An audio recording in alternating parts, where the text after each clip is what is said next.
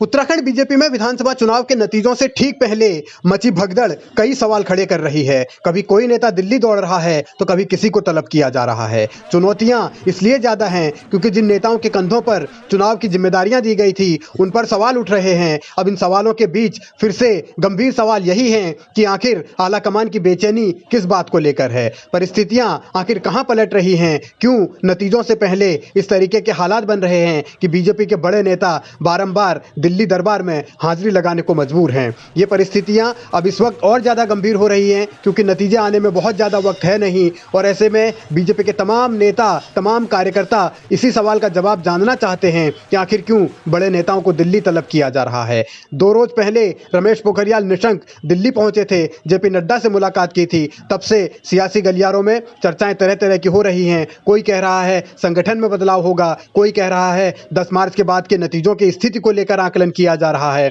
पुष्कर सिंह धामी भी 14 फरवरी के बाद यानी मतदान के बाद 2 बार दिल्ली तलब किए जा चुके हैं। आखिर धामी को बार बार क्यों भगाया जा रहा है? सवाल इस बात को लेकर कि धामी और मदन कौशिक की जोड़ी आखिर किन परिस्थितियों में आगे का काम कर पाएगी या नहीं कर पाएगी, क्या दोनों की जोड़ी टूटने वाली है, इसको लेकर भी चर्चाएं तेज होने लगी हैं। वो भी इसलिए क्योंकि हालिया दिनों में पुष्कर सिंह धामी ने तमाम नेताओं से मुलाकात की। वो निशंक से मिले, वो तीरथ सिंह रावत से मिले, वो त्रिवेंद्र रावत से मिले, लेकिन नहीं मिले तो अपनी पार्टी के प्रदेश अध्यक्ष से नहीं मिले यानी मदन कौशिक से नहीं मिले। तो इससे सरकार और संगठन के बीच की तल्खी को भी नजरअंदाज नहीं किया जा सकता। यही राजनीति के जानकार मानते हैं कि क्या अब नतीजों से पहले सरकार और संगठन अपनी अपनी स्थितियां अलग अलग तौर तरीकों से पेश करने की नौबत में आ गई हैं। क्या नतीजों से पहले भारतीय जनता पार्टी इस स्थिति में है कि एक दूसरे पर ब्लेम गेम किया जाए? क्या बीजेपी के नेता हार मान चुके हैं? इस बात को लेकर भी राजनीतिक गलियारों में खूब चर्चा हो रही है। और क्या इसीलिए बार बार नेताओं को दिल्ली बुलाया जा रहा है?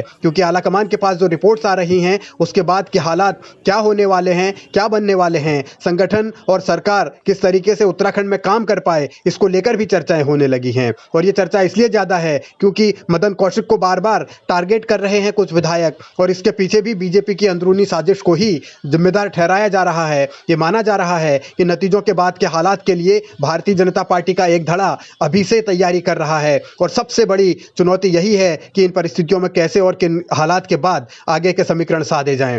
त्रिवेंद्र सिंह रावत नेपथ्य में हैं, उनको विधानसभा चुनाव लड़वाया नहीं गया, कुछ सीटों पर उनसे प्रचार जरूर करवाया गया, लेकिन अब ये स्थितियां क्या आने वाले वक्त में बदल सकती हैं, और ये चुनौती सबसे ज्यादा मदन कौशिक के लिए ही है। कहा तो यह भी जा रहा है कि बीजेपी के लोग बलि का बकरा ढूंढ रहे हैं और मदन कौशिक को ही टारगेट किया जा रहा है और उन पर ही सारा ठीकरा फोड़ा जाएगा अगर नतीजे अनुकूल नहीं आए। चर्चा तो यह भी है कि प्रदेश अध्यक्ष कभी भी किसी भी वक्त बदल सकता है और लॉबिंग उसी के लिए चल रही है।